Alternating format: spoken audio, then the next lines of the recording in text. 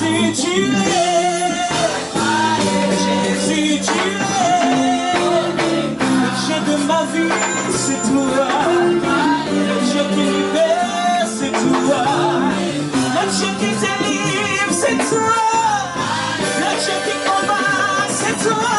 Hey, mon Jésus, mon Jésus, mon Jésus, mon Jésus. Jésus, tu es. Tu es.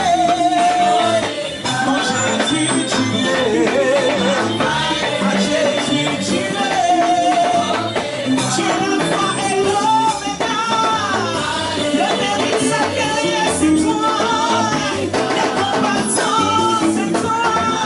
Puissant de chaque homme, c'est toi. Jésus, tu es. Tu es. Amen, amen, amen, amen, amen, amen. Amen, amen, amen, amen, amen, amen. Alléluia. Alléluia. Est-ce que vous êtes là ce matin? Est-ce que le peuple de Dieu est content d'être dans la présence de Dieu? J'aimerais que vous soyez les participants vivants à ce culte ce matin. Alléluia.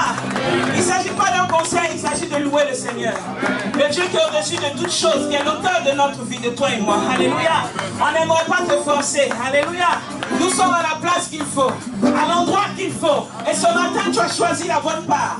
Alors si tu es dans la présence de Dieu, si tu es là ce matin, j'aimerais que tu te sentes libre. Alléluia. Et que tu bouges pour lui. Est-ce qu'on peut aller? Est-ce qu'on peut aller? Est-ce qu'on peut aller? J'aimerais entendre les cris de joie. J'aimerais entendre les cris de joie.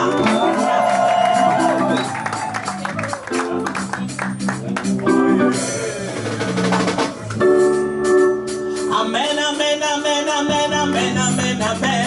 Amen, amen, amen, amen, amen, amen, amen. Amen, amen, amen, amen, amen, amen, amen. Amen, amen, amen, amen. Amen,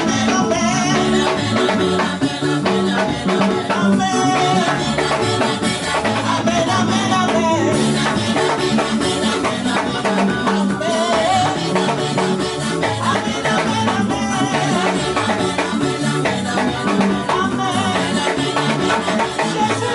Jésus, oh.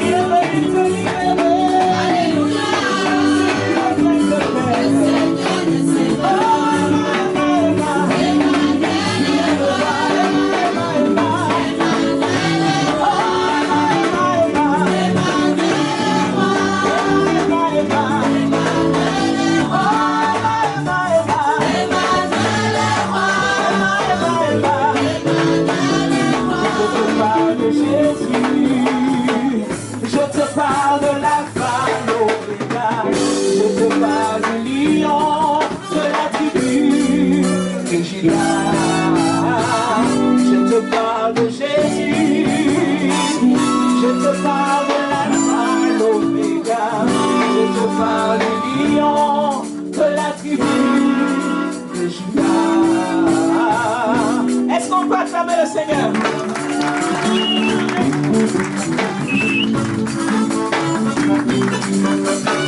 Je te parle de Jésus, mon frère, je te parle de l'alpha, l'oméga. Je te parle du lion, de la tribu. Je te parle de Jésus, mon frère, ma soeur, je te parle de l'alpha, l'oméga. Je te parle du lion, de la tribu de Juda. C'est lui qui existait, une femme qui saignait depuis 12 années de sa vie. Quand elle a rencontré Jésus, elle a été guérie. Jésus est puissant.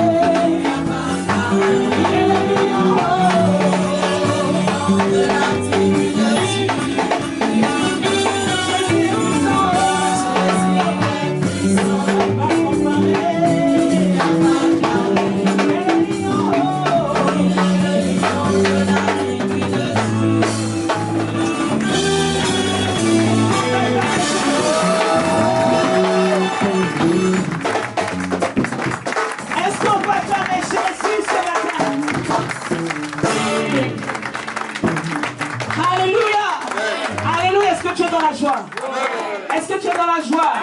Déjà le fait d'être présent, d'être vivant, d'être debout, est-ce que tu peux l'acclamer pour cela?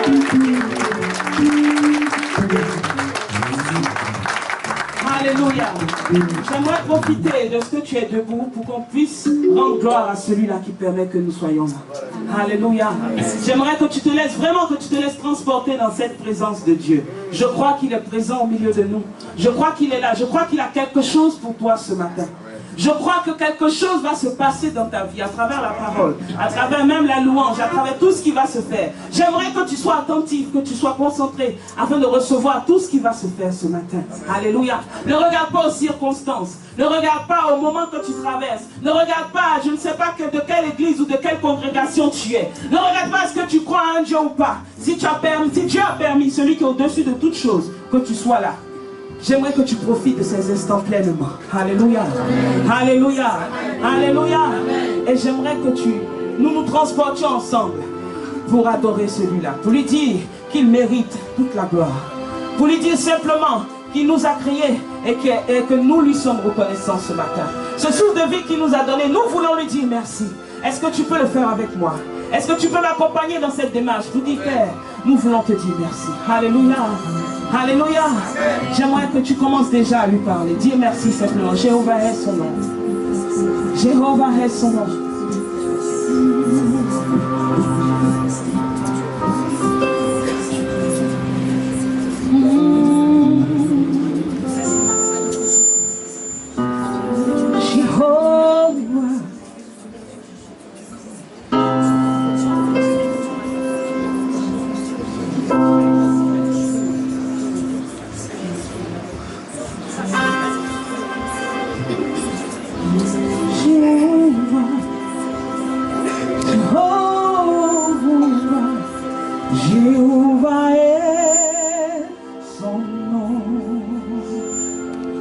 Tu es Dieu. En dehors de toi, il n'y en a point d'autre. Tu es celui qui dit et la chose arrive à l'existence. Tu es le Dieu qui ouvre une porte et personne ne peut la fermer. Quand tu fermes, personne ne peut l'ouvrir. Tu es le roi des rois, le Seigneur des seigneurs. Ce matin, Seigneur, je viens annoncer ta parole à ton Église. Je prie que tous mes droits d'onction prophétiques bibliquement établis me soient reconnus. Préserve-moi de toute imitation de ton onction sainte. Mais accomplis en moi les œuvres de ta grâce. Je ne suis rien, je ne sais rien. Mais il t'a plu de poser ton regard sur ma modeste personne et faire de moi ton serviteur. Ce matin, je veux disparaître et te laisser toute la place, Saint-Esprit de Dieu, afin que tu élèves le nom de Jésus dans les vies et que seul Jésus soit mis en vedette dans cette réunion ce matin. Saint-Esprit, je te promets toute la gloire de cette réunion. Et par l'accomplissement de ta parole, l'aveugle voit, le sourd entend, le muet parle, le paralytique se lève et marche, le sida quitte les vies, le cancer disparaît des corps, les femmes stériles accouchent. Ta présence devient une effectivité, une réalité dans les vies. Les cœurs enchaînés se libèrent ce matin. Les esprits affaiblis se voient restaurés par l'accomplissement de ta parole. Et nous accueillons ta présence ce matin, Seigneur, par des réelles acclamations. Et nous te donnons tout au nom de Jésus. Amen. Est-ce que tu peux te lever et donner une offrande d'acclamation à l'honneur de celui qui était, qui est et qui vient? Alléluia. Je vous assois dans la présence de Dieu.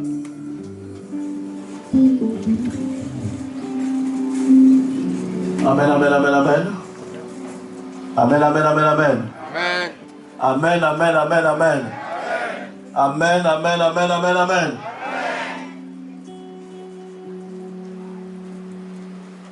Demande à ton voisin, pourquoi tu es là ce matin?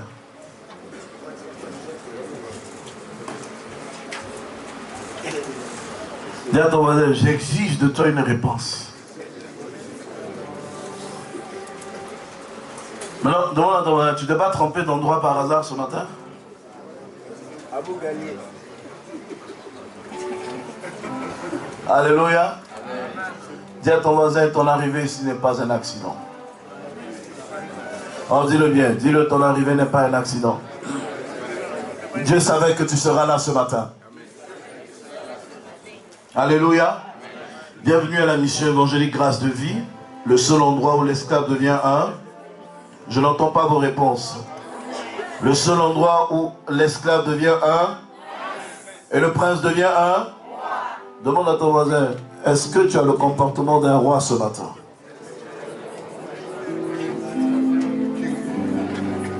Hein? On dirait que vous n'avez pas dormi tôt cette nuit. Hein? Ça se lit même sur vos visages. Gloire à Dieu. Amen. Je bénis Dieu pour ce moment qui nous donne de passer en sa présence. Dis à ton voisin, ce que tu poursuis, tu l'atteindras. Vous savez pourquoi ce matin l'atmosphère est bizarre? L'atmosphère est bizarre parce que j'ai changé de message 4 fois dans la nuit. J'ai pour habitude de préparer mes messages 2 semaines, 3 semaines à l'avance. Et je vous avais dit que nous allons commencer à partir de ce dimanche une série d'enseignements sur le règne de Dieu, n'est-ce pas? Avant ça, on avait prévu logiquement faire une réunion sur pourquoi je suis chrétien. Parce qu'en réalité, beaucoup de personnes viennent à l'église sans savoir pourquoi ils viennent à l'église. Beaucoup de chrétiens se revendiquent d'être chrétiens sans savoir pourquoi ils sont chrétiens.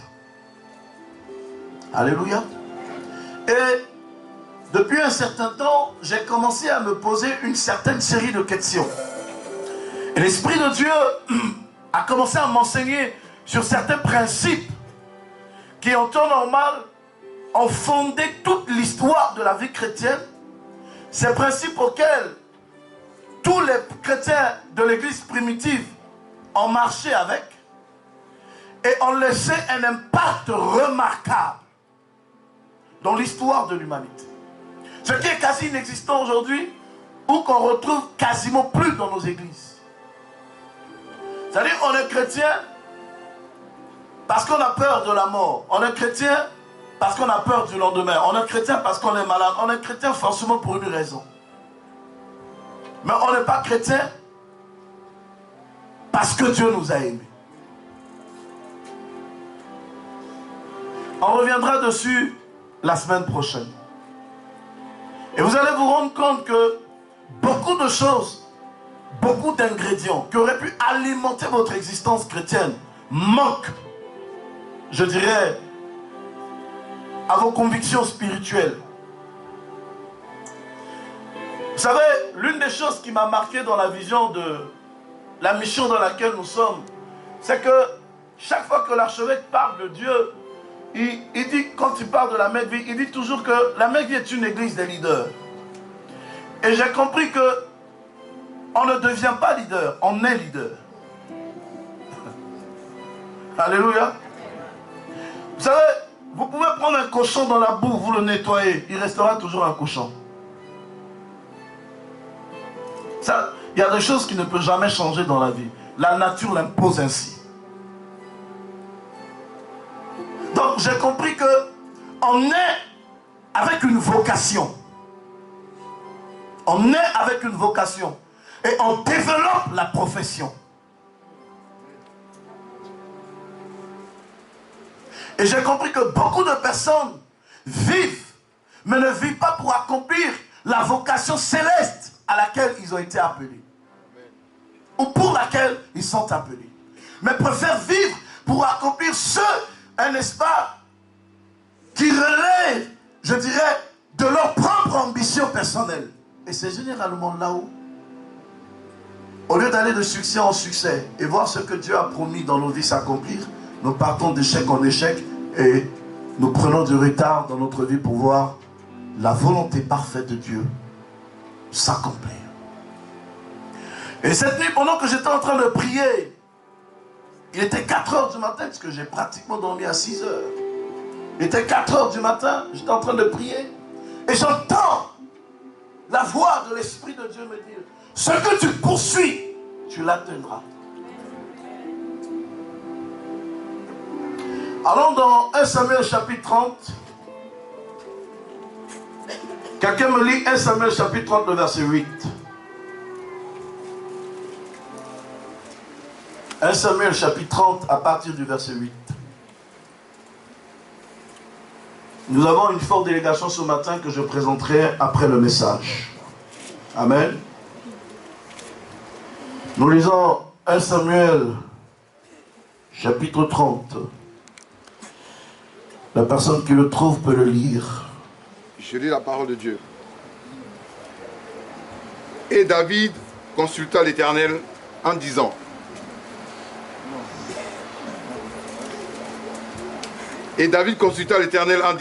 oui. Poursuivrai-je cette troupe? Tu sais ce que tu vas faire? Lis du premier verset jusqu'au verset 8. D'accord. Voilà. Je lis la parole de Dieu.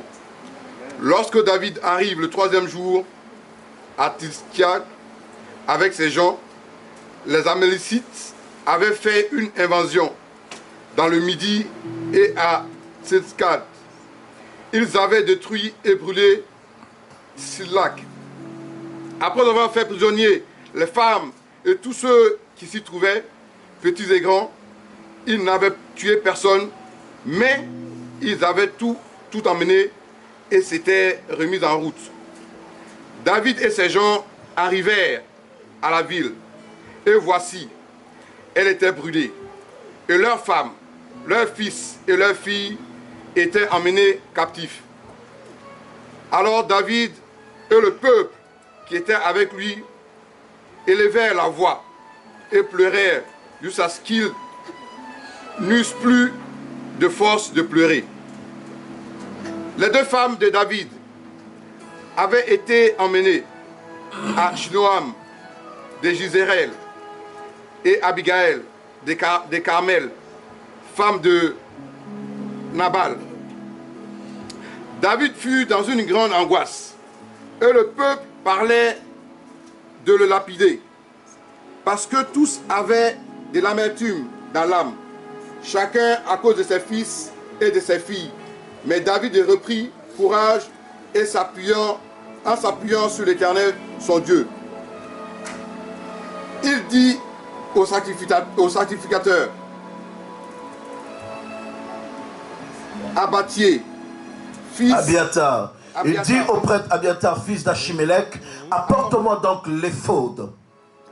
Abiathar le lui apporta. David alla consulter l'Éternel en disant, dois-je poursuivre cette troupe? Réussirai-je à la rattraper? L'Éternel lui répondit, poursuis-la, car tu la rattraperas et tu délivreras les prisonniers. Quelqu'un dit amen à la parole. Alléluia. Alléluia. Voilà un texte qui nous a été lu ou que nous venons de lire tous. David, la Bible parle ici, la Bible nous présente l'histoire de David au moment où il a quitté, n'est-ce pas, la maison de Saül, quand Saül a commencé à le persécuter. Parce que tout le monde connaît l'histoire de David. Un petit garçon, comme je vous ai expliqué le dimanche dernier, qui était dans la brousse rejeté, du moins c'est pas rejeté, mais oublié par ses parents, alors que Dieu voulait susciter un roi pour Israël, l'Éternel parle à Samuel, et Samuel va chercher David dans la brousse et fait de lui un roi. Et quand David reçoit l'onction de la royauté, la Bible dit que tous les combats ont commencé dans la vie de David. La première des choses qui a commencé, c'est que lorsque David a reçu l'onction, la première marque de confiance que Dieu a bâtie en David était une victoire sur les Philistins. Il a battu Goliath. Ça lui a donné la renommée. Parce que lorsque l'onction arrive dans la vie d'un homme, l'onction te fait faire des choses qui sont hors de tes habitudes. L'onction te fait faire des choses qui ne sont pas des choses ordinaires. C'est-à-dire que tu peux être un homme normal avec les hommes, mais ta manière d'opérer dans ton secteur d'activité fait de toi une personne de distinction. Et lorsque l'onction est arrivée dans la main de David, la fronde qui servait à chasser les écureuils est devenue la fronde qui a tué l'ennemi principal d'Israël.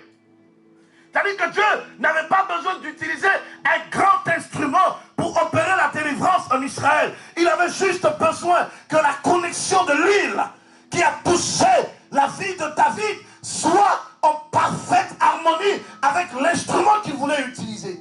J'ai compris que généralement quand Dieu veut faire des grandes choses, il n'utilise pas les grands moyens.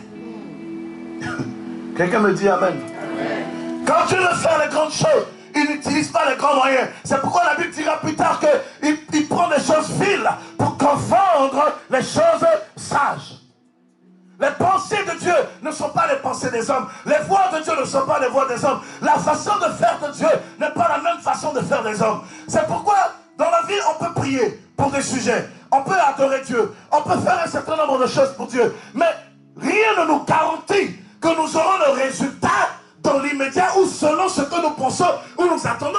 Parce qu'en réalité, nous pouvons combattre, mais le résultat, c'est Dieu qui nous donne. Quelqu'un dit amen que j'avance.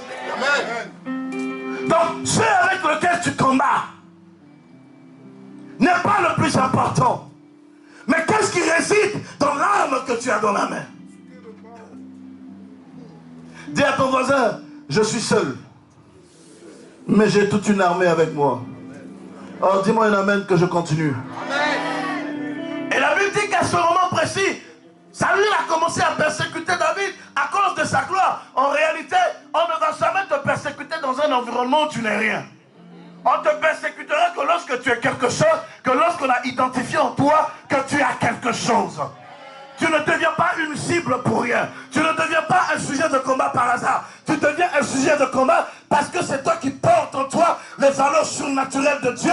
C'est toi qui portes en toi l'avenir certain. C'est toi qui portes en toi le futur certain. Je viens parler à quelqu'un ce matin. Oh, tous ton voisin dit, je ne suis pas n'importe qui. Il y a quelque chose en moi. Je ne t'entends pas bien parler, hein. J'ai envie de prêcher, mais je sens que je vais m'arrêter.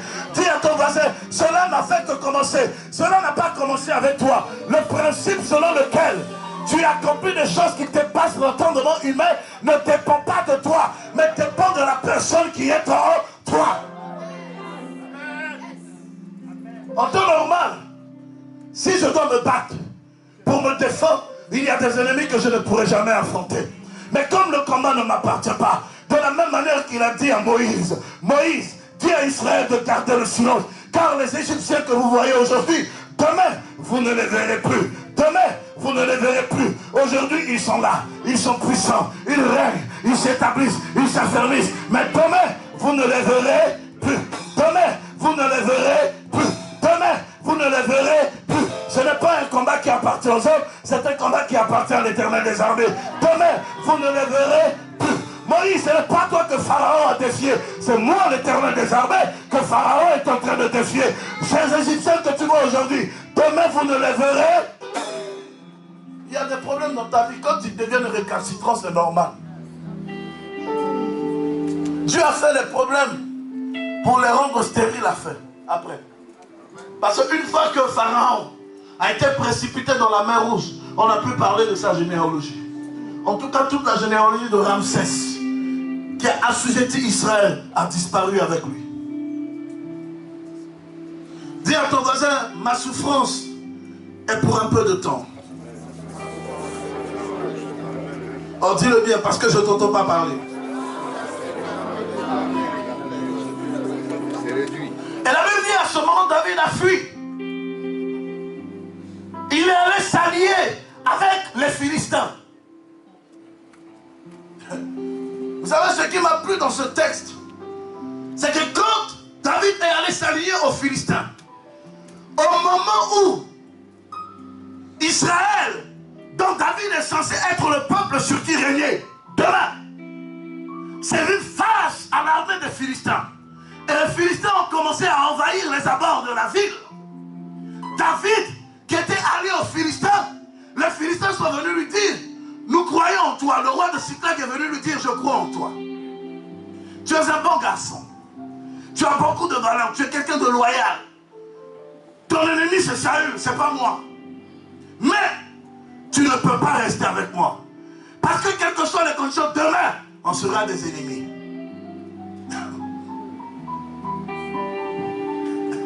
Le roi de Siklag a protégé David pendant toute la fuite de David.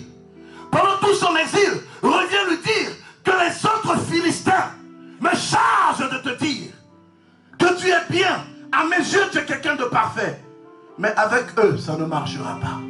Demain, la même lance avec laquelle tu as combattu à leur côté, tu risqueras de rebondir ça contre eux. Séparons-nous.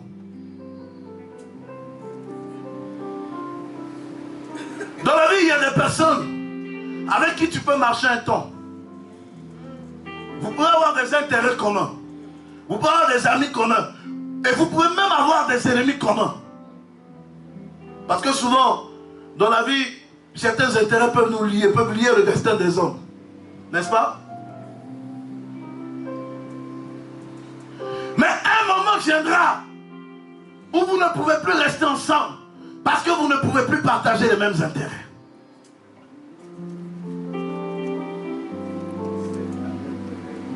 Un moment viendra où vous ne pouvez plus évoluer ensemble parce que vous n'avez plus les mêmes ambitions. Un moment viendra où vous ne pouvez plus rester ensemble parce que vous n'avez pas la même destinée. Personne ne peut composer avec son ennemi et puis arriver sur le trône.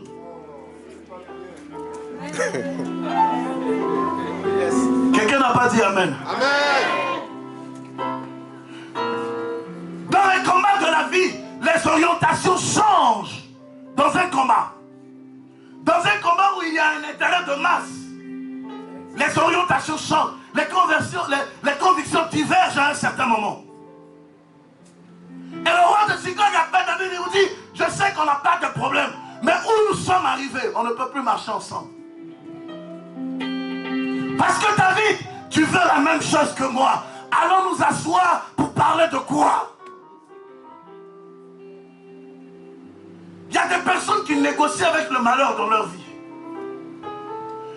Il y a des gens qui négocient la maladie dans leur vie. Il y a des gens qui négocient avec leurs problèmes dans leur vie. Toi-même, tu sais que la maladie qui est dans ta vie va te tuer demain. Pourquoi tu négocies avec elle? Ce n'est pas dans tout qu'on fait des concessions.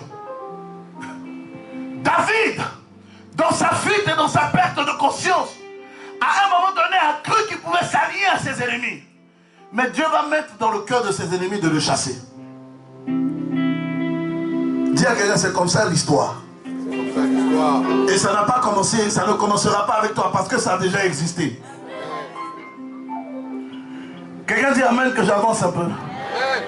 Quelqu'un dit amen que j'avance un peu. Lorsqu'un homme est sur le chemin de sa destinée, même ses alliés peuvent le rejeter. Quand tu es sur le chemin de ta destinée, tu es seul d'abord. Quand tu es sur le chemin de ta destinée, tu es unique. Quand tu es sur le chemin de ta destinée, tu n'as pas d'amis. Quand tu es sur le chemin de ta destinée, à un moment donné de la vie, Dieu va permettre que tu te retrouves seul. Seul pas parce que les hommes ne t'aiment pas. Seul pas parce que autour de toi personne ne t'accepte. Seul pas parce que à l'intérieur de toi il n'y a rien. Non. Seul parce que là où tu es en train de partir, tu es seul à conquérir. On peut plusieurs à conquérir un pouvoir, mais il y en a un seul qui va s'asseoir sur le trône. Vrai ou faux? Amen.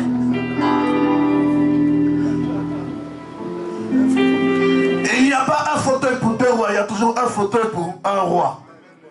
Quelqu'un dit amen que je pousse un peu.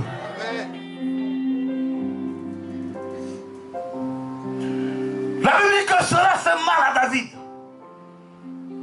Que le roi de Siklag vient lui dire, séparons-nous. Fais ton chemin. Et puis je fais mon chemin. On ne peut plus être amis. Parce que où nous sommes en train d'arriver, David, je suis le roi de Siklag, je règne sur les Philistins. Tu verras la tranche de mes épées transpercer les fils d'Israël. À un moment donné, toi-même tu vas te rendre compte que c'est le peuple sur lequel tu es appelé à régner que je suis en train d'exterminer.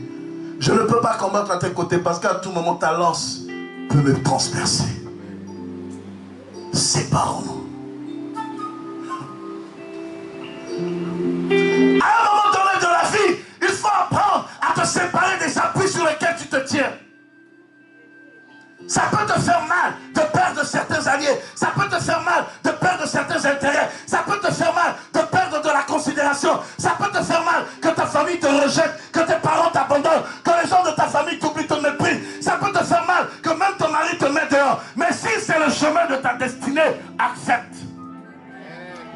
Ce qui détruit la vie de beaucoup de chrétiens, c'est l'esprit de compromission. On veut toujours se compromettre pour trouver le juste milieu.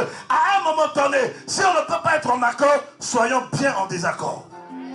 Et ce n'est pas un péché.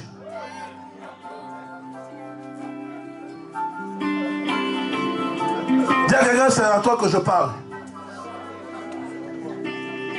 Dis à ton voisin, c'est de toi qu'il s'agit.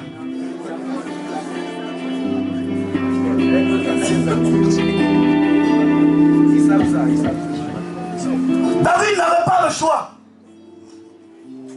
Il y a des situations qui vont arriver dans ta vie où tu n'auras pas le choix. Il y a des situations qui vont arriver dans ta vie où tu ne pourras pas faire autrement que de prendre le chemin que tu dois prendre. Dis à ton voisin, si je savais. Si je savais. Vous connaissez l'expression, non?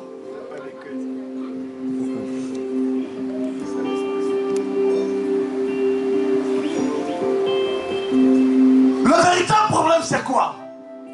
Le véritable problème, c'est que Saül avait perdu l'alliance de Dieu.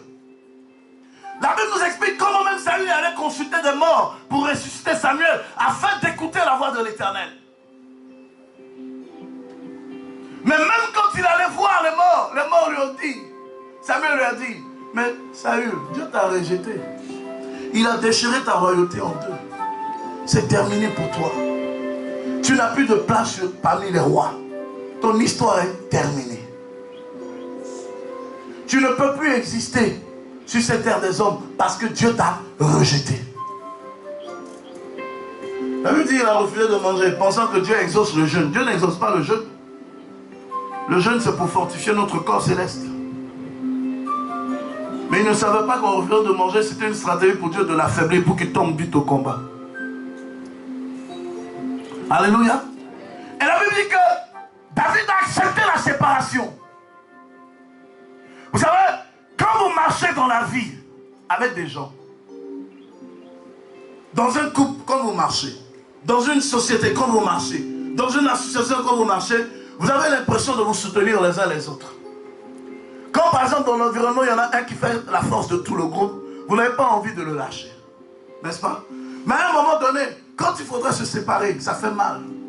Dire à quelqu'un accepte. Parce que tu te dis, mais si demain ça devient dur sur moi, qui va me soutenir? En fait, l'homme ne pense jamais à sa destinée quand il est dans l'angoisse. Il pense toujours à son présent. C'est-à-dire au tout de suite. Qu'est-ce que je vais manger maintenant? Qu'est-ce que je vais devenir dans l'instant T? Si je baisse les bras, si j'abandonne, qui va me soutenir? Mais souvent tu as besoin. Dieu peut te pousser à tout perdre. Juste parce qu'il veut fortifier ton cœur. Il veut fortifier ton esprit. Il veut fortifier ton âme. Pour être sûr que tu es l'homme sur qui il peut compter demain. La Bible dit que David arrive. Il accepte la séparation. Il arrive.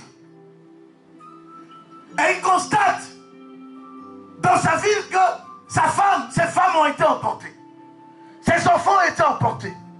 Tout le monde a été mis en prison.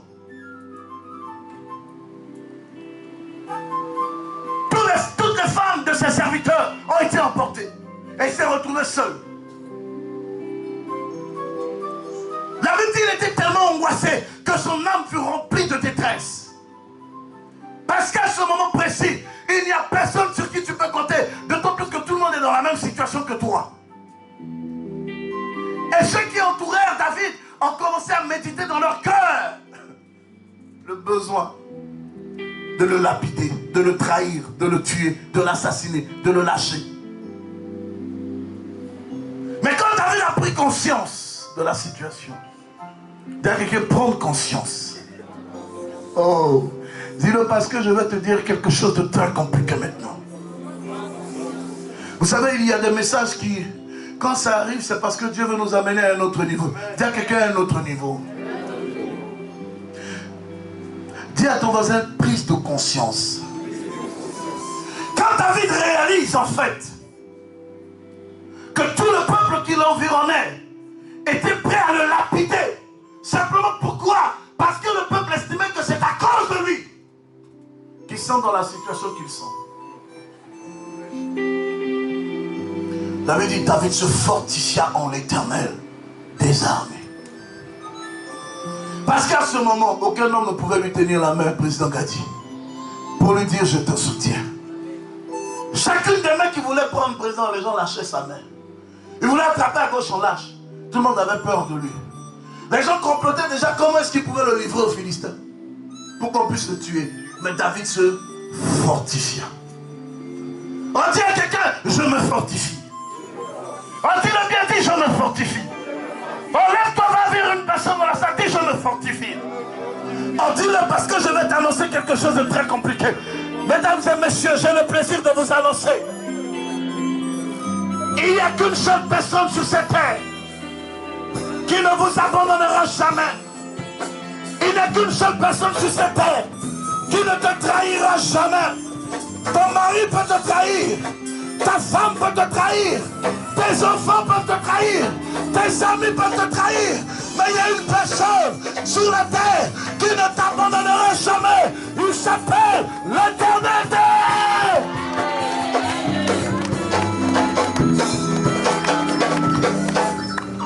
Oh, que je t'ai, c'est normal. Les hommes peuvent me mépriser, c'est normal. Les hommes peuvent marcher sur moi, c'est normal. Mais qu'ils marchent sur moi, qu'ils me méprisent, qu'ils m'abandonnent. Je ne veux plus du soutien de l'homme.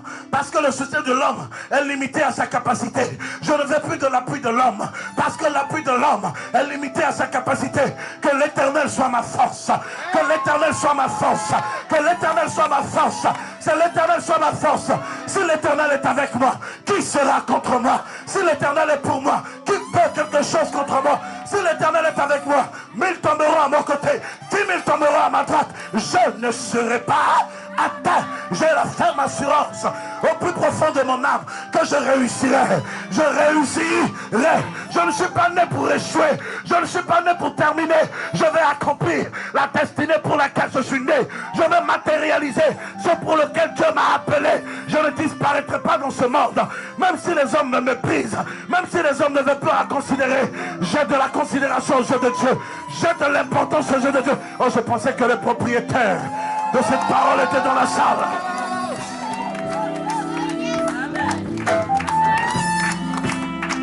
David se fortifia en l'Éternel. Veuillez vous asseoir. David se fortifia en l'Éternel. Il y a des gens, c'est dans l'alcool.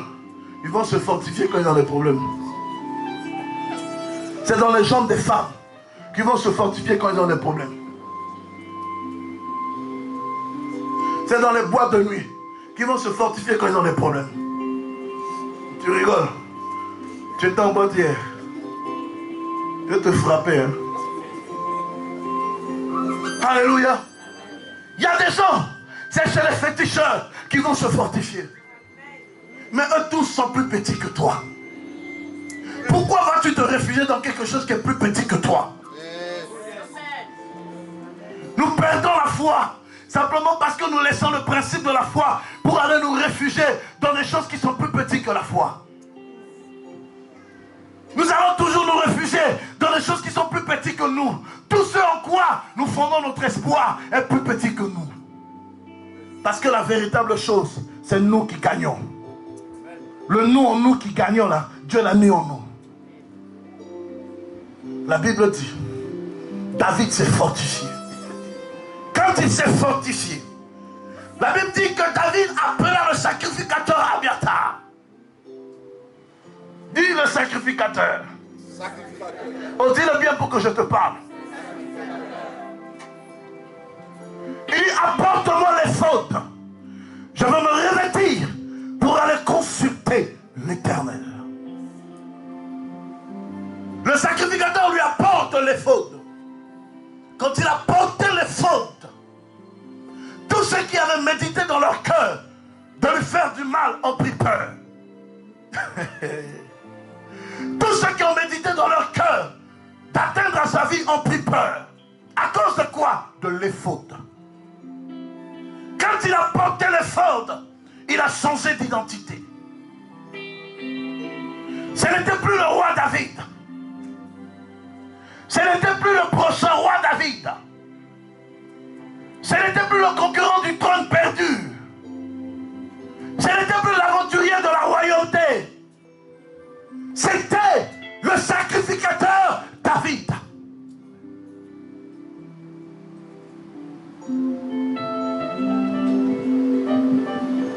Certains niveaux de révélation, nous allons l'atteindre dans la vie qu'à un moment donné, lorsqu'on sait faire la différence entre les tenues que nous portons.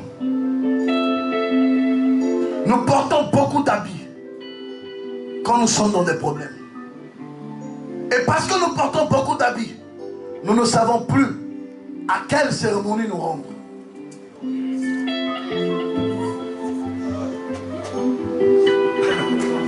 Dis, explique que j'explique. Dis à ton voisin, révèle que je révèle. Quand David porta les fautes étaient l'habit que Dieu a inscrit à Moïse de conceptionner, de confectionner pour les sacrificateurs. Tous ceux qui portaient les fautes avaient le droit de rentrer dans le temple, mais pas n'importe où, se mettre au sacrifice devant le propitiatoire. Le seul endroit où seuls les souverains sacrificateurs avaient accès. Et l'éphod était porté par les sacrificateurs qu'à un moment donné, où des sacrifices d'une certaine envergure devaient être faits devant l'Éternel. David n'avait pas porté l'éphod par hasard. Chaque fois qu'un souverain sacrificateur portait l'éphod, c'était parce qu'Israël était en danger. Donc quand David a porté l'éphod, c'était pour aller à la célébration de la victoire. Parce que personne n'entre dans la présence de Dieu et ressorte sans réponse. La Bible dit, David alla consulter l'Éternel. Généralement, face au temps de trouble, nous sommes pressés de prendre des décisions sans consulter Dieu. On est prêt à divorcer sans savoir quelle est la volonté de Dieu. On est prêt à abandonner sans savoir quelle est la volonté de Dieu. On est prêt à faire marche en arrière sans savoir quel est le plan de Dieu. Pourquoi? Parce que nous prenons des décisions à la lecture de ce que nous voyons. Nous ne prenons pas de décisions parce que nous sommes allés consulter l'Éternel.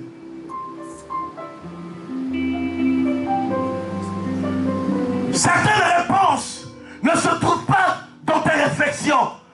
Certaines réponses sont cachées dans la présence de l'Éternel. Va consulter l'Éternel. Dis à ton voisin, va le consulter. Dis à ton voisin, as-tu consulté l'Éternel? Oh, je ne t'ai pas entendu poser la question. Oh, je ne t'ai pas entendu poser la question.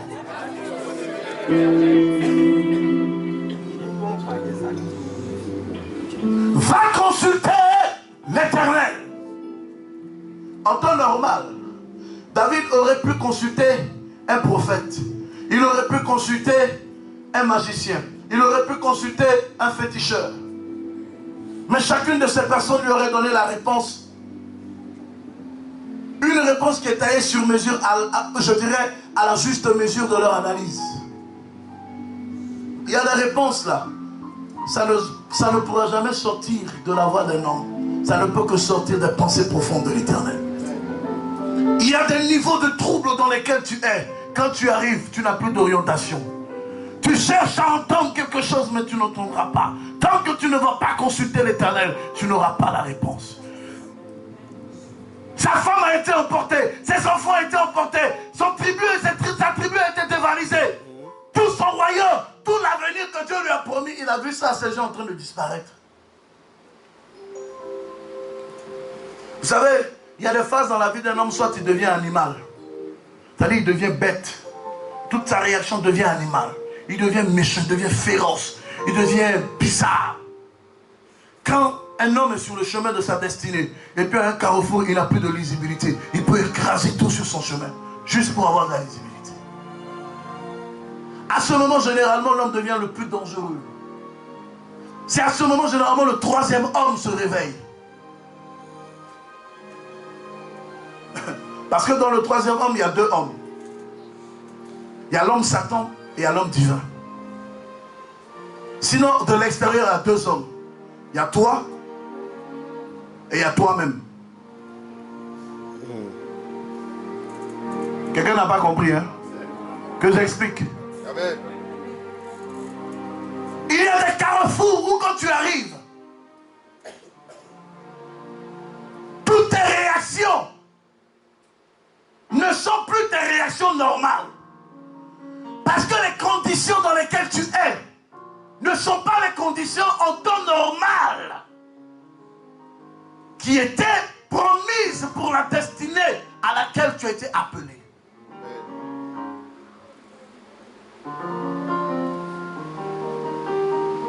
Vous savez, le plus grand échec de l'homme, c'est quoi? C'est son incapacité à reconnaître à un moment donné que ici je ne peux plus. Éternel des armées, qu'est-ce que tu veux que je fasse? Il y a des niveaux où quand tu arrives, seule la voix de l'Éternel te tracera la voie propre à suivre. Seule la voix de l'Éternel. Si tu n'entends pas la voix de l'Éternel, tu ne prendras jamais la bonne voie. Seule la voix de l'Éternel. Il a consulté l'Éternel. Combien de personnes consultent Dieu dans les moments difficiles, dans les choix difficiles? Aujourd'hui dans l'église, des gens sont prêts à divorcer. Parce que cela résulte de leur propre volonté. Des gens sont prêts à chasser leurs enfants de la maison. Parce que l'enfant est drogué. Et tu penses que Dieu ne peut pas le changer. Il y a des gens qui sont prêts aujourd'hui dans l'église, qui sont prêts à quitter l'église, simplement parce qu'on ne fait pas les choses comme ils veulent. Mais pose la question à ton voisin. On t'adore ou on adore Dieu? Les gens viennent à l'église. dit quelque chose qui ne leur plaît pas, ils sont prêts à quitter l'église. Demande à tu es qui? Tu vas quitter, Dieu va ramener toujours des gens. Les gens viennent à l'église avec un esprit rempli d'orgueil et de désobéissance.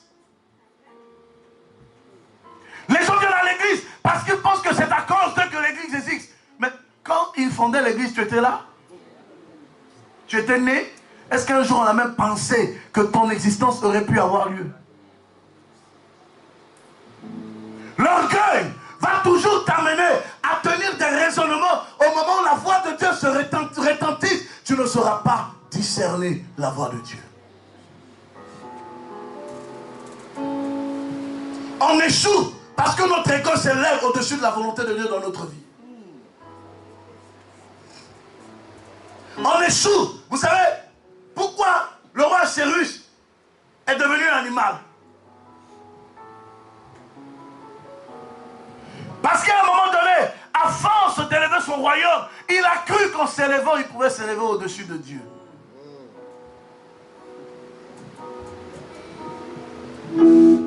Nebuchadnezzar est devenu animal. Pourquoi?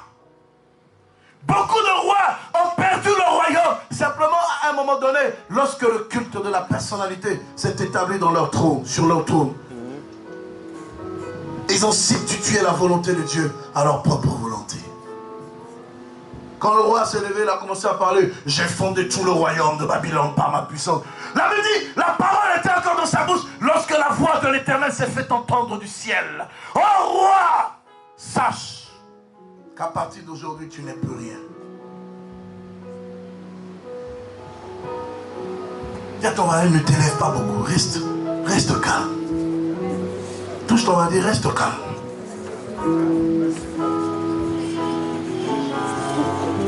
Ne sois jamais pressé de tenir des raisonnements qui vont te dévier de la volonté de Dieu. Ça peut être compliqué, mais ce n'est pas la fin. Dis à ton voisin, ce n'est pas la fin. Ça peut être difficile, mais ce n'est pas terminé. Parce que l'histoire ne termine pas quand l'homme décide qu'elle termine. L'histoire termine quand Dieu décide qu'elle termine. Et tant que Dieu n'a pas dit le dernier mot, l'histoire n'est pas terminée. Mais je vais vous poser une question. Je vais accélérer pour finir. Quel pouvoir avions-nous pour décider de la fin d'une histoire alors que nous n'avions pas été au commencement? Lorsque la Bible dit qu'il est l'alpha et l'oméga, ça veut dire avant même que nous existions dans Emmanuel, parce que nous on est dans Emmanuel, hein, on va finir dans Emmanuel. Emmanuel c'est le milieu. On va finir, nous tous, on a commencé dans Emmanuel, on va finir dans Emmanuel. C'est quand Jésus reviendra que sera l'oméga.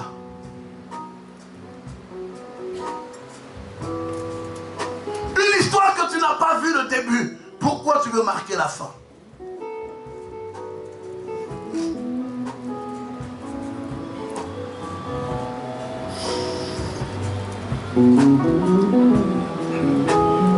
Hein, Sylvie? Tu ris. Dieu t'a parlé.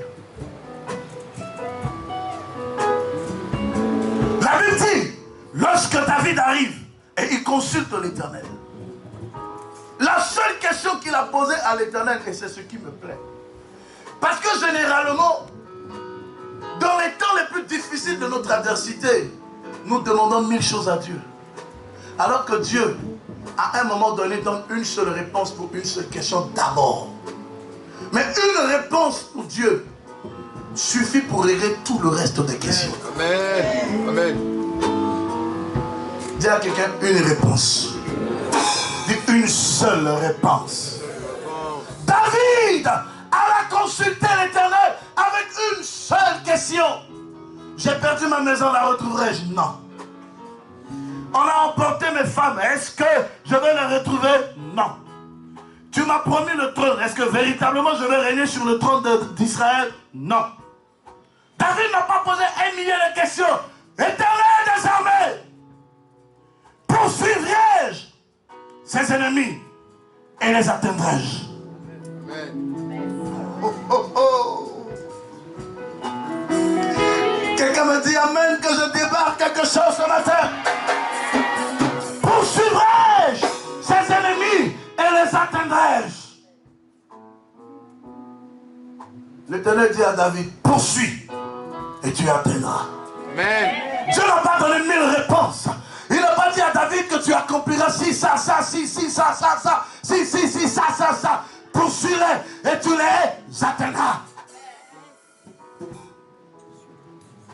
Seigneur, ce sont mes ennemis. Ils sont plus nombreux que moi. Ils sont plus puissants que moi. Ils sont plus forts que moi. Peut-être même qu'ils sont plus expérimentés que moi. Mais est-ce que je peux les poursuivre? Je suis venu te demander la permission de savoir. Est-ce que je peux les poursuivre? L'Éternel n'a pas réfléchi avant de répondre à David.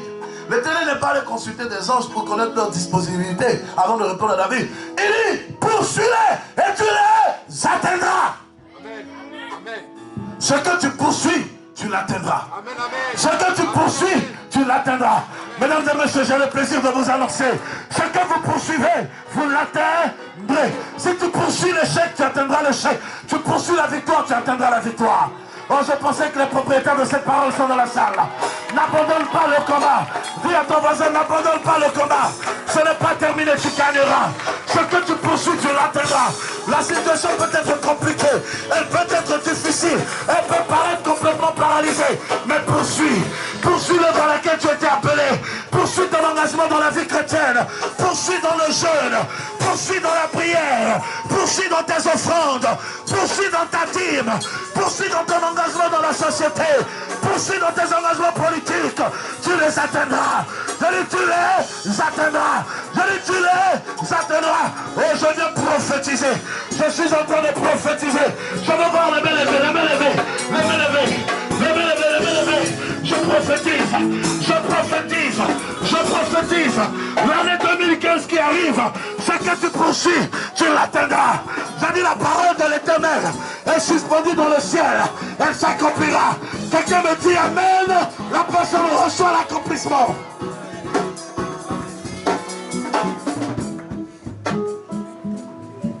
Ce que tu poursuis, tu l'atteindras. Dis à ton voisin, ce que tu poursuis, tu l'atteindras. Oh, ne lâche pas prise. N'abandonne pas. Les circonstances vont tout faire pour te décourager. Les hommes vont se mobiliser pour te décourager. Les hommes vont se mobiliser pour te démotiver. Mais n'abandonne pas. Dis à ton voisin, n'abandonne pas. Dis à ton voisin, n'abandonne pas. N'abandonne pas. L'abandon est l'arme des échoués. L'abandon, c'est le qualificatif des faibles. Des hommes de destinée n'abandonnent pas. Des hommes de destinée n'abandonnent pas. Si tu abandonnes, c'est que tu n'as jamais été promu au trône. Tu es un aventurier, tu es un accidenté.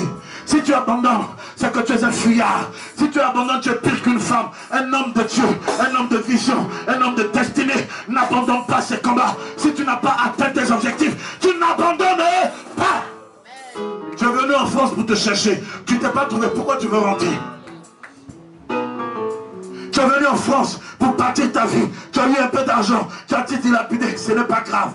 David a eu des succès. Mais il allait quand même se réfugier sous ses ennemis. Cela n'a pas empêché l'Éternel. Quand David allait le consulter, de le lui répondre. Ce ne sont pas tes faiblesses qui vont te cacher la face de Dieu. Je parle à quelqu'un ce matin. Certes, l'Éternel a dit, ce sont mes péchés qui vont tourner son visage. Nos faiblesses, à cause de nos péchés qui s'est détourné de nous. Mais la Bible dit quelque part aussi, l'Éternel répond à celui qui se répand. L'Éternel change les destins et les destins de l'homme qui sait reconnaître ses faiblesses, qui sait reconnaître ses transgressions, qui sait reconnaître ses péchés et qui se répand de ses péchés. Arrêtez de m'accuser parce que hier vous m'avez vu dans les bois de nuit. Arrêtez de m'accuser parce que hier j'ai péché. Arrêtez de m'accuser parce que j'ai fait 3, 4, 5 mariages. L'histoire ne termine pas où vous pensez. Parce que mon avenir ne dépend pas de mes erreurs du passé. Mon avenir dépend de l'Éternel des armées. Tant que l'Éternel a le dernier mot, je ne mourrai pas. Oh, je ne mourrai pas. Tant que l'Éternel a le dernier mot, je ne mourrai pas. Tiens quelqu'un, tiens comme ça. Je ne mourrai pas. Parce que ce que Dieu dit, il le fait. Il le fera encore. Jésus le fera Encore, il a fait dans le passé. Il le fera encore. Tu vois, il y a tout le peuple qui est derrière toi. Et tu abandonnes qui ici? Qui? Il y a des destinées qui engagent toute une histoire. Il y a des batailles qui engagent toute une histoire. Tu lâches, tu trahis des hommes. Ce que Dieu me dit de te dire, en public, devant l'église, je n'aurais pu te le dire à deux, mais je te l'ai dit devant Dieu. Tu rends de la chair, tu abandonnes, tu trahis tes enfants. N'abandonne pas. Parce que la fin du combat ne dépend pas de l'homme, dépend de Dieu. Tout ce que tu as à faire, consulte l'Éternel. Il te dira quoi faire pour que ce que tu poursuis, tu puisses l'atteindre. La différence dans l'histoire de David, la différence dans ton histoire, c'est que tu ne poursuis pas des ennemis, mais tu poursuis ta destinée. Dans les ennemis, se sont accaparés. Si tes ennemis ont l'intelligence de comprendre qu'ils sont assis sur quelque chose qui ne leur appartient pas et qu'ils te le donnent, tant pis, tant mieux pour eux. Mais s'ils s'asseyent dessus, le tant pis viendra. Ma foi m'interdit d'abandonner. Moi, je n'abandonne jamais. Je reste jusqu'à la dernière minute. Je sais une chose, l'Éternel ne permettra pas que je sombre. Il n'a pas dit que tu coulerais. Il n'a pas dit que tu sombrerais. Il a dit allons de l'autre bord. Allons de l'autre bord. Allons de l'autre bord. Allons de l'autre bord. Il n'a pas dit que je coulerai. Il n'a pas dit non. Que je sombrerai. Il a dit allons de l'autre bord. Allons de l'autre bord. Il n'a pas dit que tu coulerais. Il n'a pas dit que tu sombrerais. Il a dit allons de l'autre bord. Allons de l'autre bord. Mon fils, regarde à l'Éternel. Allons de l'autre bord. La confiance qui a été accusée. Allons de l'autre bord. Allons de l'autre bord. Est-ce que tu peux lever la main dans le ciel? Et tu chantes à ta voix. Allons de l'autre bord. On y va. Allons de l'autre bord. Allons de l'autre bord. Allons de l'autre bord. Allons de l'autre bord. Il n'a pas dit que tu coulerais. Il n'a pas dit que tu sombrerais. Mais il a dit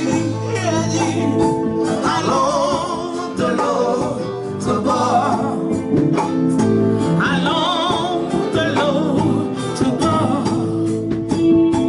Allons de l'autre bord. Allons de l'autre bord.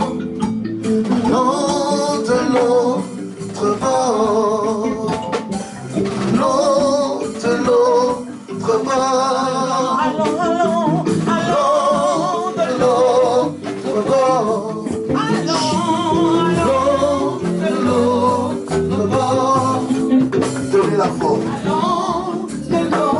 ne pourra pas supporter.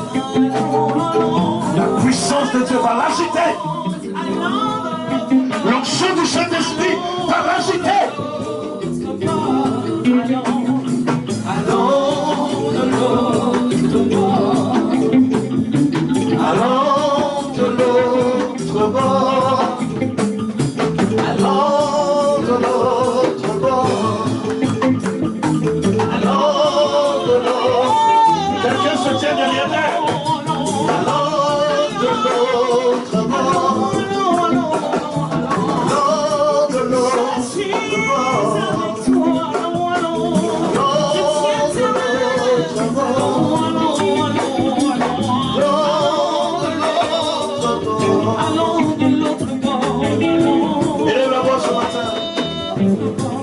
Au Seigneur, je ne m'arrêterai pas.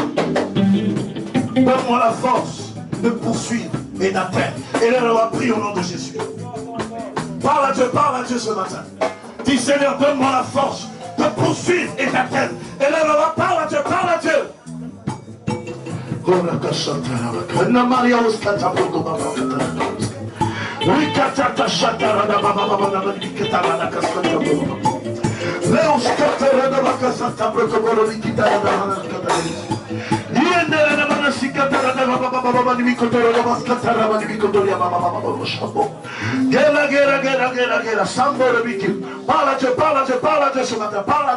Parle à Dieu ce matin. Seigneur, donne-moi la force.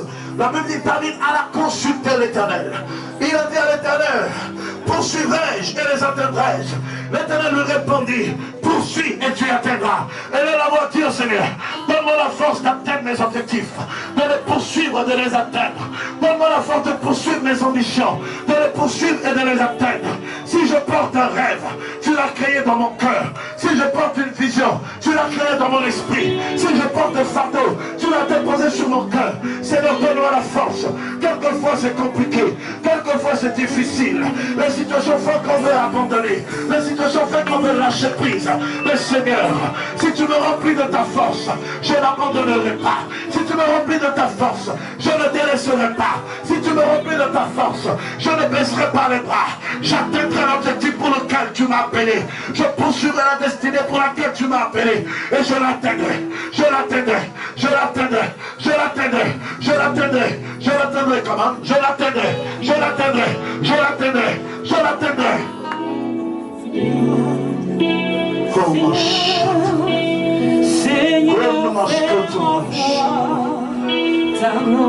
Amenez-moi ma fille, Christine Daniel. Amenez-la-moi. Ok, ma Seigneur, fais-moi voir ta gloire. Seigneur, fais-moi voir ta gloire. Seigneur, fais-moi voir. Seigneur, fais-moi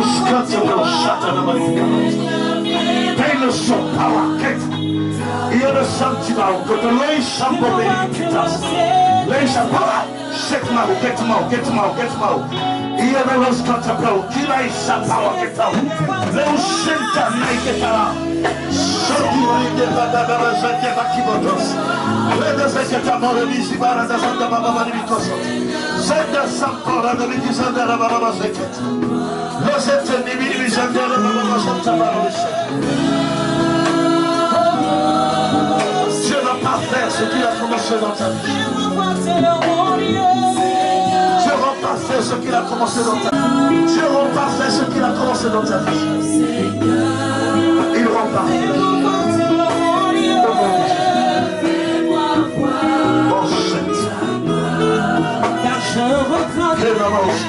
Je reconnais tu peux tout et que rien ne t'est impossible. Il rend ton cœur droit.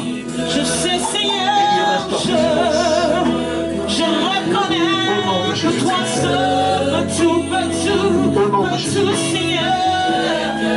Au nom de Jésus.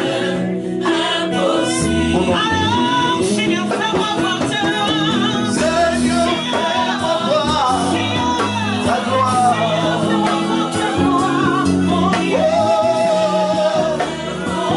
Fais-moi voir.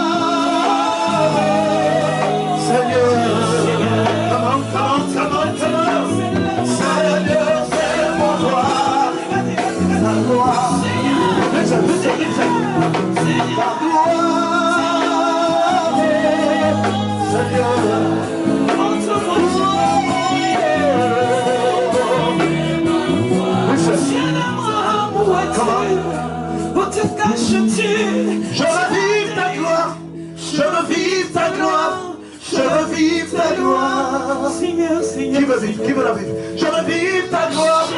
Je veux vivre ta gloire. Je veux vivre ta gloire.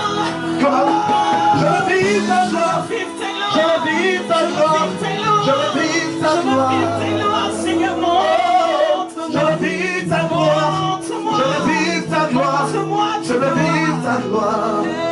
On y va. Je veux voir ta gloire. Je veux voir ta gloire. Je veux voir ta gloire. Je veux voir ta gloire. Je veux voir ta gloire. Je veux voir ta gloire. Je reconnais que tu peux. Seigneur, que toi seul peux tout changer. Et que rien n'était impossible. Je reconnais que tu peux tout. Et que rien n'est impossible. Et que rien n'était impossible.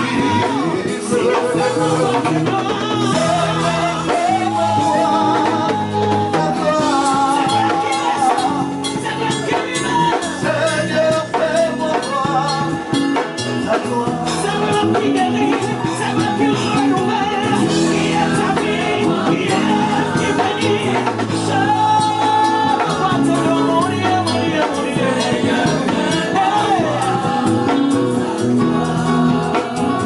Dieu des lieux, où te caches-tu? Dieu d'Abraham, Dieu d'alliance, où es-tu? Dieu d'Isaac, où es-tu? Dieu de Jacob, Dieu d'Israël, où es-tu?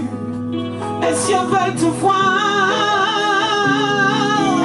Montre-moi tes gloires. Montre-moi tes gloires dans ces moments. Montre-moi tes gloires dans ces instants. Montre-moi tes gloires quand tout va mal. Montre-moi tes gloires quand tout se m'abandonne.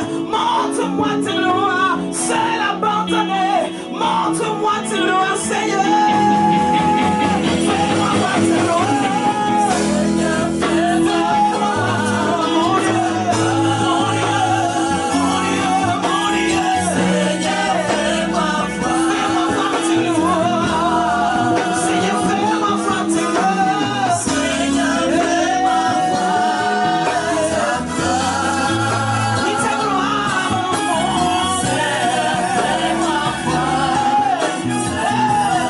Oui, ta gloire, ta gloire. Seigneur, montre-moi tes gloires, mon Dieu. C'est le moment, c'est le moment, c'est le moment. Non pas tomber, mais maintenant. Seigneur, fais-moi voir tes gloires, mon Dieu. Seigneur, fais-moi voir ta gloire. Oui, ta gloire, ta gloire.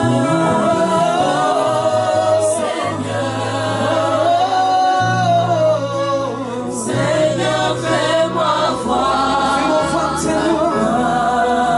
Entends ma voix crier, toi ta gloire. Ta gloire, rien que ta gloire.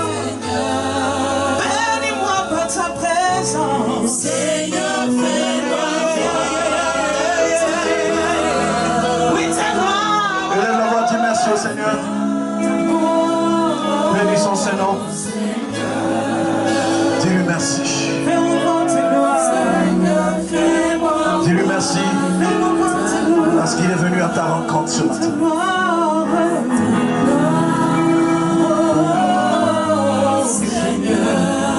Alléluia. Maintenant, Seigneur, Seigneur, fais-moi voir. Gloire à Jésus. Viens vous asseoir dans la présence de Dieu. Alléluia. Alléluia. Gloire à Jésus. Oh, mighty God. Je veux prophétiser un peu, mais l'heure est avancée. Alléluia. Alléluia. Mighty girl. Merci Jésus. Merci pour ton amour. Alléluia. Amen. Amen. Demande à ton voisin, est-ce que tu es béni ce matin? Alléluia. N'abandonne jamais. Si tu as une destinée, n'abandonne jamais. Ça peut être dur, mais ne te fatigue pas, ne te délasse pas. Tiens ferme. N'abandonne pas ta femme parce qu'elle a des mauvais comportements. N'abandonne pas ton mari parce qu'il a des mauvais comportements. Ne chasse pas tes enfants. Ne les méprise pas. Ne repousse pas les hommes. Fortifie-toi. Les temps peuvent être difficiles, mais c'est la fin qui compte. Dis à ton voisin, c'est la fin qui compte. La victoire, c'est pour la fin. On ne commence jamais un combat par la victoire. On commence toujours un combat par des pertes. Dès que tu as envisagé un combat, commence à préparer tes pertes. Les pertes peuvent être plus nombreuses que tu ne l'imagines. Mais ce qui est sûr, la victoire sera célébrée. Chaque phase de ta vie représente les 3 C de ta destinée. Tant que ta destinée n'est pas contestée, Dieu ne te donnera jamais les bonnes connexions. Mais quand ta destinée est connectée à la présence permanente de Dieu, tu seras célébré partout où tu seras. Dis encore à ton voisin une dernière fois, ma destinée n'est pas un accident. Je ne suis pas en aventure. J'accomplis une destinée. Et je t'informe que ta destinée est historique. Alléluia. Alléluia. Alléluia. Les grands hommes font des grands choix. Des choix difficiles. Des choix que tout le monde ne fait pas. Mais quand ils le font, ils réussissent. Qui a été béni par cette petite parole, ce petit message. Si tu as été béni, acclame le Seigneur. Acclame le Seigneur. Nous allons apporter à Dieu nos offrandes. Amen. Nous allons apporter à Dieu nos offrandes. Et toutes les personnes qui ont apporté leur dîme, vous allez vous préparer après. Nous allons prier.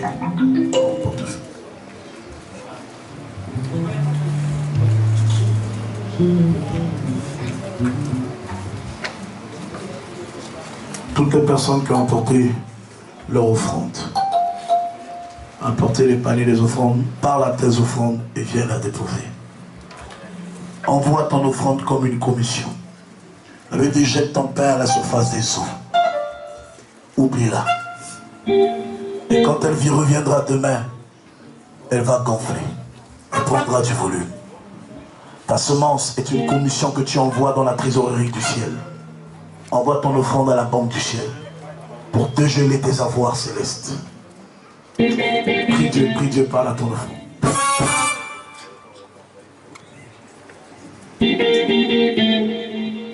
Apporte avec des cris de joie et des chants de louange.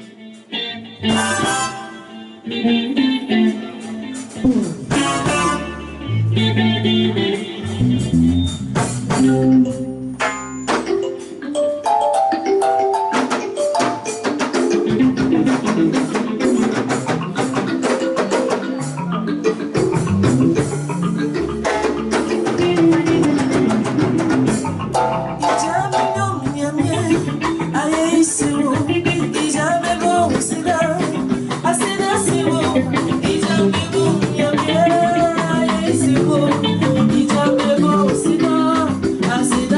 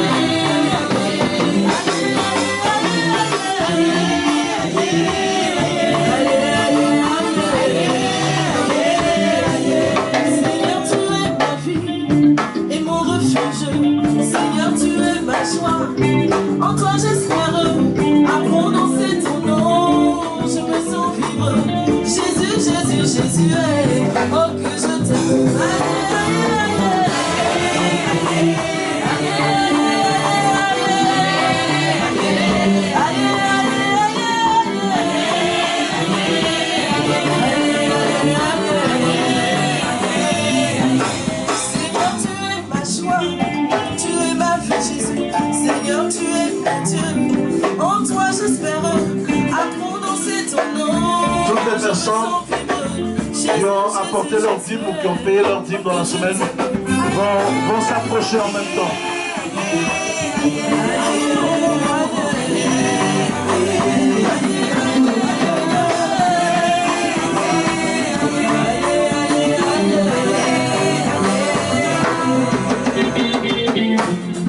Parce qu'on va prier pour les offrandes. On baisse la tête et je prie. Dieu des dieux, Dieu tout-puissant, toi qui pourvois la sémence, voici que ton peuple a apporté, Seigneur, une offrande pour manifester sa fidélité à ton égard. Père, de la même manière ils ont pu apporter. Je prie que, Seigneur, tu remplaces cela et que tu en donnes davantage, afin qu'ils apportent davantage dans ta maison et que cela serve à l'avancement de ton œuvre. Bénis ces offrandes, Seigneur. Fructifie-les. Que la gloire te revienne. Au nom de Jésus-Christ, et le peuple de Dieu dit Amen. Amen. On prie pour les personnes qui ont apporté leur dîme. Dans lui. Les deux mains dans le Seigneur. Seigneur, je viens te prier conformément à ta parole pour tes filles. La Bible déclare apporter dans la maison du trésor toutes les dîmes et les offrandes. Mettez-moi de la sorte à l'épreuve et vous verrez si je n'ouvre pour vous les écluses des cieux. Conformément à ta parole et aux principes de la bénédiction qui sont attachés à la loi de la dîme et des offrandes dans l'église. Je viens libérer, Seigneur, tout le potentiel de la prospérité du ciel dans leur vie. Je déclare à partir d'aujourd'hui que leurs mains sont sanctifiées, que leur grenier regorge de mots.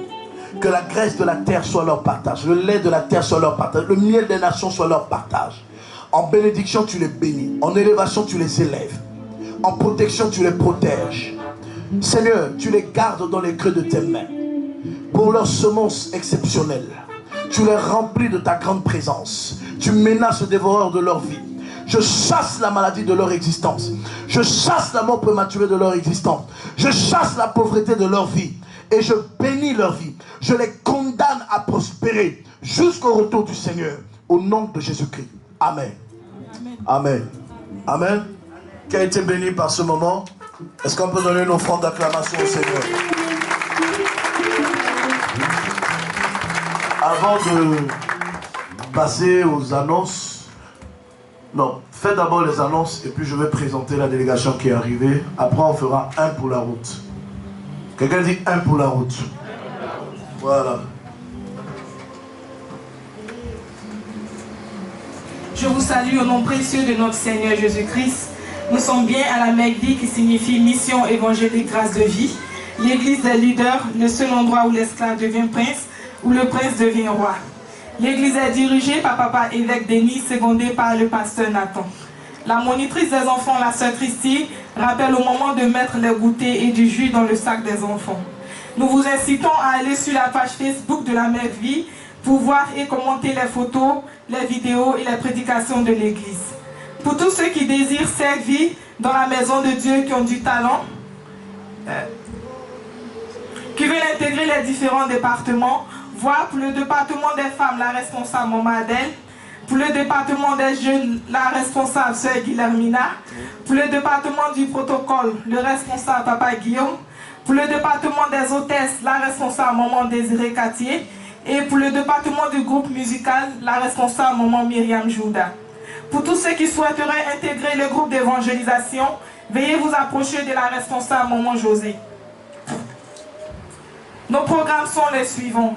Tous les dimanches comme aujourd'hui, nous avons culte de 10h précise à 13h. Tous les lundis, nous nous retrouvons au domicile du pasteur Nathan pour une séance de prière et d'intercession de 10h à midi. L'adresse vous sera communiquée par texto. Tous les mardis, de 19h à 20h, nous avons enseignement biblique ici même. Tous les samedis, nous nous retrouvons à un lieu de rassemblement pour l'évangélisation de 10h à midi. Le lieu vous sera communiqué par texto. Sachez que l'évangélisation concerne tous les fidèles. Tous les samedis également, nous nous retrouvons ici même de 16h à 17h pour un moment d'intercession suivi de la répétition du groupe musical de 17h à 19h. Le verset de la semaine à partager se trouve dans le livre de Deutéronome 30, verset 9. Je lis la parole de Dieu.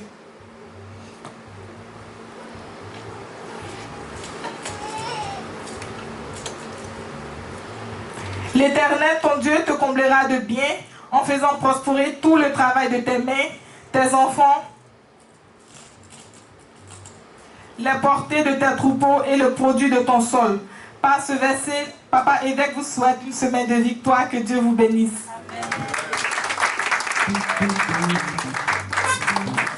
Amen. Alléluia. Tu as tremblé aujourd'hui, hein, ma fille? C'est le monde. Alléluia. Que Dieu bénisse la secrétaire de l'église. Amen. Tous les textos que vous recevez, c'est elle qui les envoie. Ils sont en train de faire un travail formidable. Nous sommes arrivés à la fin de notre culte et je voudrais ce matin bénir Dieu pour, je dirais, son infini amour qui continue de se manifester à notre endroit, parce que toutes les fois que vous recevez un visiteur, c'est que le ciel a pensé à vous. Dans l'histoire de la Bible, Dieu n'envoyait pas les visiteurs, du moins des étrangers, quelque part par hasard. Quand un étranger arrive, il apporte une bonne nouvelle. Amen. Et ce matin, nous avons reçu une forte délégation qui est conduite par notre frère et bien-aimé, le président Stéphane Kipré, qui est là, que je voudrais que nous accueillions avec des acclamations. Pour ceux qui ne le connaissent pas, le voici en chair et en os. Et il est suivi directement de tout son cabinet et de toute la, tout le membre, je dirais, tous les sympathisants, n'est-ce pas, les militants, voilà, je veux dire camarades et frères de l'UNG qui sont là, et je voudrais qu'ils puissent se mettre debout pour que l'église puisse les accueillir. Soyez bénis. Bienvenue à la mission évangélique Grâce de Vie. J'espère que la parole vous a plu et que ces petits moments d'adoration vous ont fait du bien. Je voudrais aussi reconnaître deux présences, parce que pour moi, une est une icône, une gloire nationale. C'est un honneur pour nous de le recevoir ici ce matin. J'ai voulu qu'il chante un chœur à la gloire de Dieu. Il m'a dit non, pasteur, aujourd'hui je viens seulement pour écouter la parole. Et puis je reviendrai peut-être un jour chanter. Bon, peut-être que le Seigneur a changé les choses dans son cœur, je ne sais. Mais je voudrais ce matin l'honorer parce que la Bible nous recommande d'honorer les autorités. Amen. Et dans son domaine, c'est une autorité que Dieu a établie. C'est une autorité culturelle. Amen. Donc nous devons savoir les accueillir et les honorer. Je voudrais qu'on accueille Gadi Seli, s'il vous plaît. Voilà le célèbre Gadi. Amen.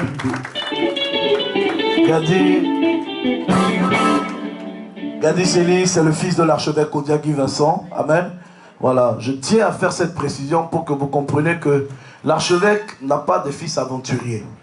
Voilà, si les aventuriers ont voulu se comporter à ses fils et se sont dérobés, voilà les vrais fils de l'archevêque. Amen. Voilà, Gadi fait partie des fils même de l'archevêque Odiagui Vincent. Alors un homme comme Gadi Seli, il ne peut pas aller s'asseoir quelque part si c'est de l'aventure. S'il va quelque part, c'est qu'il sait qu'il y a du sérieux. Amen. Et je voudrais vraiment te dire merci. Tu veux dire un mot à l'église pour encourager la foi des fidèles, non? D'accord. Amen. Nous le recevons avec amour. Et toutes les fois qu'il est à notre... Ah, tu veux dire un mot? Donnez-lui un micro, il va dire un mot. Merci. Je voudrais dire que on ne se rend pas souvent compte, mais Dieu est toujours présent. Notre frère a prêché tout à l'heure, il s'adressait à nous, en fait. Il connaît nos problèmes et il est allé directement envers nous pour nous dire de croire en Dieu, mais on croit en la foi. On est là, on est encore vivant parce que Dieu existe. Amen. Et dans ma vie, tout ce que j'ai gagné, je l'ai gagné grâce à Dieu. Voilà, tout ce que je suis. Gadi Seli, vous me voyez chanter. Vous m'avez vu jouer au football, c'est Dieu. Tous les trophées que j'ai gagnés, je lui ai dédié ça. Toutes les médailles que j'ai gagnées en musique, c'est à lui, c'est à Dieu. Sachez qu'il est présent et que nous allons lui poser la question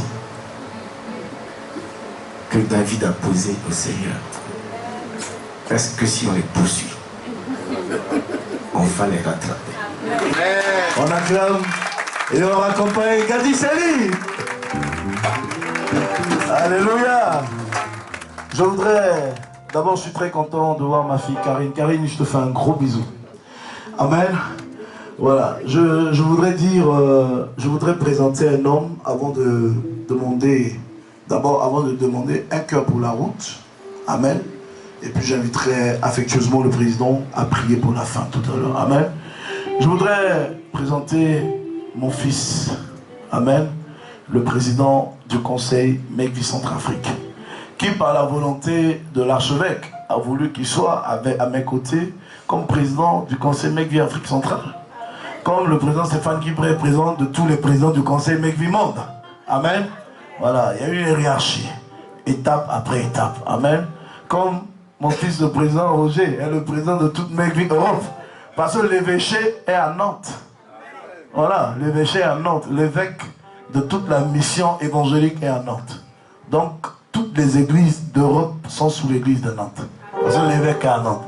Donc, le président du conseil est le patron de tous les présidents du conseil de l'église de France et d'Europe. Amen. Je voudrais vous le présenter. C'est un homme qui a marqué ma vie.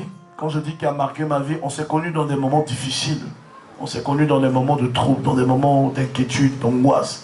Dans des moments où j'avais besoin d'être soutenu, j'avais besoin d'un frère, d'un ami, d'un compagnon.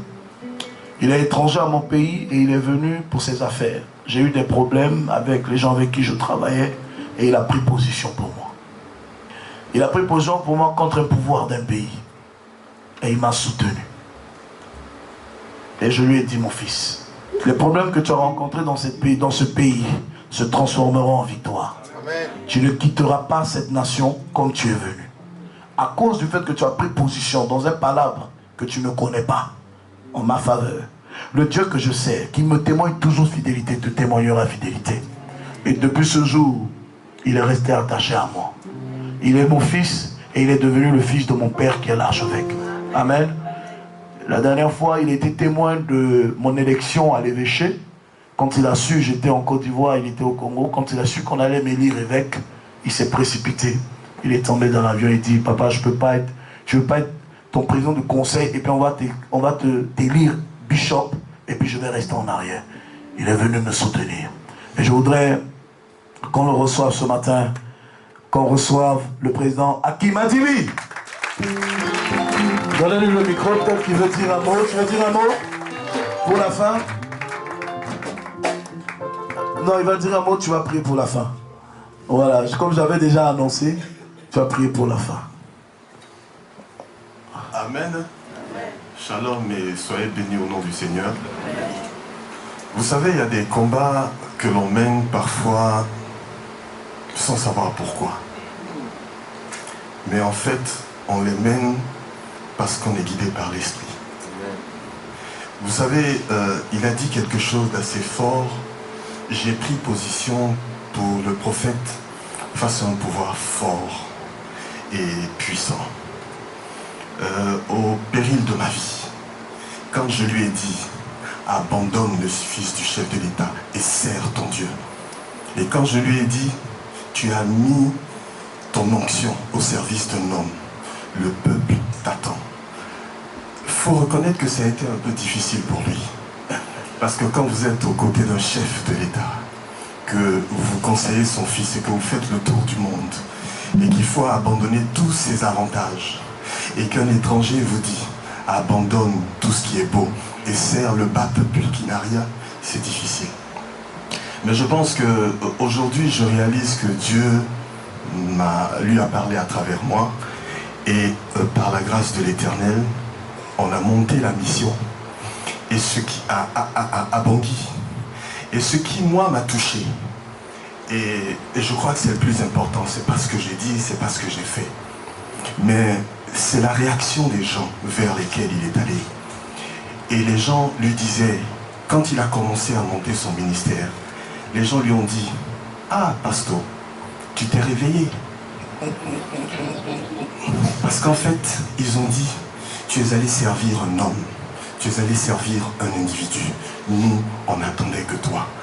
Et il a été surpris de voir comment les gens à Bangui se sont battus pour que la Megvi Centrafrique soit montée. Et à l'inauguration, il y avait du monde. Il y avait du monde simplement parce que c'était l'œuvre de l'Éternel. Je dis tout ça simplement parce que c'est un témoignage pour lui, pour moi. Mais aussi c'est un témoignage pour vous. Et pour savoir que dans la vie, que Dieu nous aide à combattre les bons combats. Soyez bénis. Amen. Amen. Que Dieu nous aide à combattre les bons combats. Dis à ton voisin, combat le bon combat. Parce que le meilleur est devant toi. Alléluia. Il est 13h30, je crois qu'on n'aura pas le temps de faire mec chaud aujourd'hui. Il est assez tard. Amen. Ouais, non, il fait tard. Il est 13h30, on a débordé. On va se mettre debout. Amen. On va se mettre debout. On va se mettre debout. On va chanter un chœur. Et puis, je vais inviter le président Stéphane qui prie à le recommander à la grâce de Dieu. Dieu tout-puissant, quand mon cœur considère